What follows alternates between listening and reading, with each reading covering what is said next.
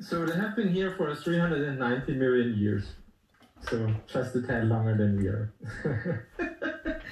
And so they came before us, which makes me think that we were very lucky to have them. Could you explain what they do, what the column of wood actually does in terms of how it interacts with the soil and the sky?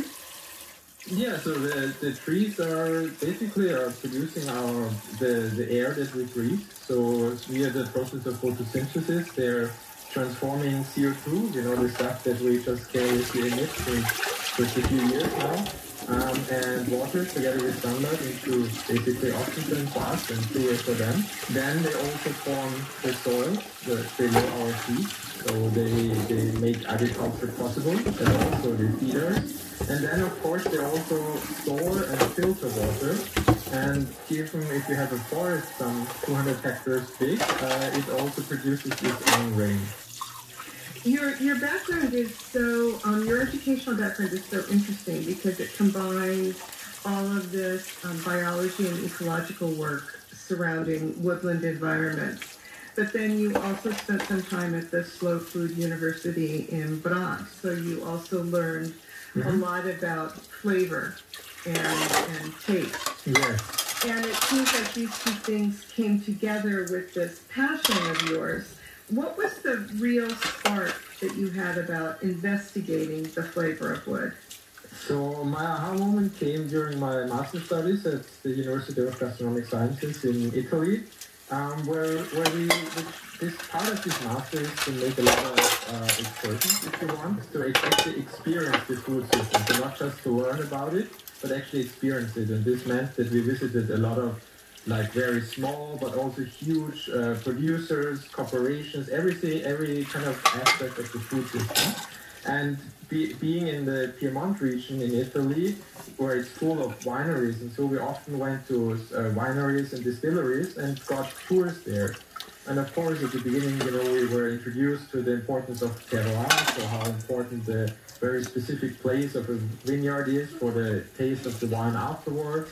And then we got, they guided us through the whole process of making wine and the fermentation and how important the knowledge of the vintner is and all of that.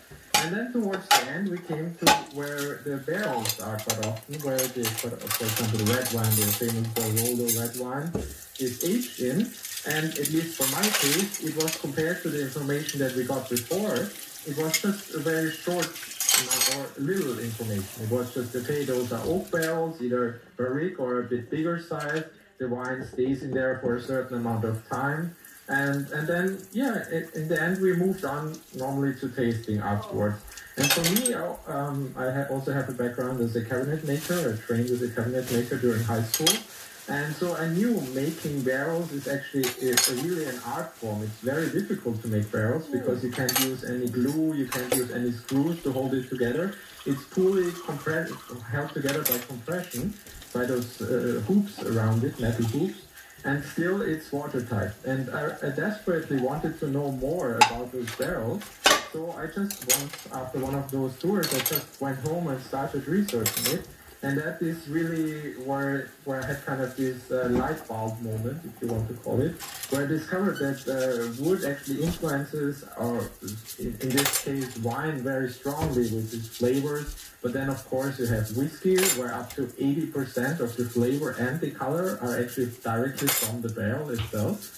And starting from there, I really discovered a whole world, and where wood and trees are actually in our food, or also how they could be in our food. You described one of the experiences you had during the Slow Food Cheese event in the little town of Brach, where cheesemakers from all over the world gather and offer their products. You tasted this very unusual yogurt. Can you tell us that story? Yeah, absolutely. So first of all, this event is amazing. Just because what do you want to do with this coffee? Dump it? Small town. It's very typical Italian town.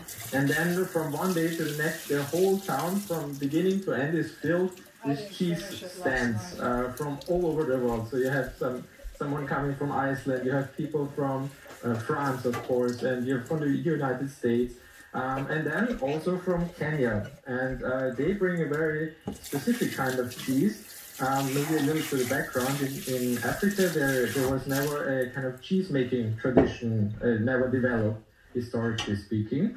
However, they, in my perspective, they found something even more fascinating, in particular in the region of Pokot, which is in Kenya, and it's a very an area which is marked by extreme weather. So you have part time of the year, it's really dry, it's desert-like, and the other time of the year, there's a really strong rainfall, so you have a lot of water.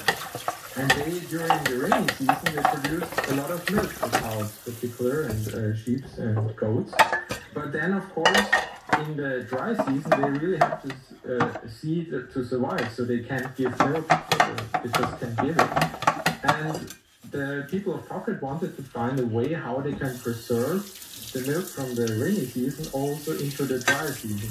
And this is, I don't know how they found it out, it must have been over hundreds of years, that if you use the charcoal from a very specific kind of tree, and if you make a powder out of it and mix it with the milk, it will stay fresh for up to 6 months in a desert climate without any kind of refrigeration or so. And just as an almost side product, it just tastes amazingly yogurt. So it has kind of a blue, grayish color. Has the consistency of a regular yogurt, but then the flavor is more creamy, almost like a Greek yogurt. And then it's paired with all the smoky aromas from the charcoal, but also this mineral kind of sensation. So it's really good tasting, and it's amazing how long it keeps in this kind of an environment. One of the most interesting parts of the book that I never knew about before was about this layer of the tree that sits in between the bark and the woody structure. What is that called, that layer? The cambium. The cambium. And you tell the story about how a really interesting Swiss cheesemaker is using it in the aging of his cheeses. Yeah, his name is Willi Schmidt, and you really can call him the rock star, the cheese-making rock star of Switzerland. He has many awards internationally. And in the region, also in Switzerland and France, there was the tradition to use for bark around soft cheeses, because if you have a fresh soft cheese and you put it on the aging board, which is made out of wood, by the way, as well, it would just run off the board. So to keep it there, they just put a ring of bark around it. And this kind of cheese is called sanglé in French, and I think it means belted, or it has a belt around it. But Willi Schmidt, he knew this tradition, but he didn't like the flavor. And so he was looking for something similar, but has a fresher flavor. So what he came up with is to use the cambium of a tree. So that's the living layer between the dead wood in the kind of makes up the bulk of a tree, and the bark on the outside, which we see when we walk by a tree. And this living layer has quite a lot of nutrients in it. It's edible. It has very fresh flavors normally, depending on which type of tree. And so he collected this cambium from the trees, and he wraps it now around his fresh cheeses. And they have a really amazing flavor after several months of aging. On the outside, where the cheese is very close to this cambium, it has a very strong resinous citrusy flavor. He's using spruce cambium from spruce trees. And then, but the further in you go, the strength of the flavor goes down, but then you have much more nuanced notes also in there. And it's a really amazing kind of cheese, which is perfect, for example, in winter, also in the oven.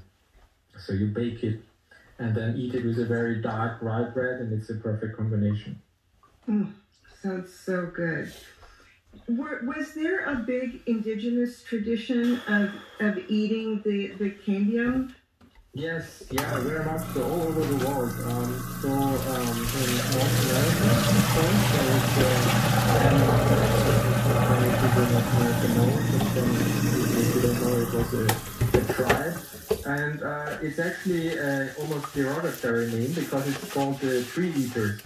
Because other tribes came to their territories and saw that they were removing the bark, or what they thought was the bark, but it was actually the cambium from the trees, and saw that they don't know how to hunt or how to forage for other kinds of food and thought, okay, they're not very smart and they just eat the trees.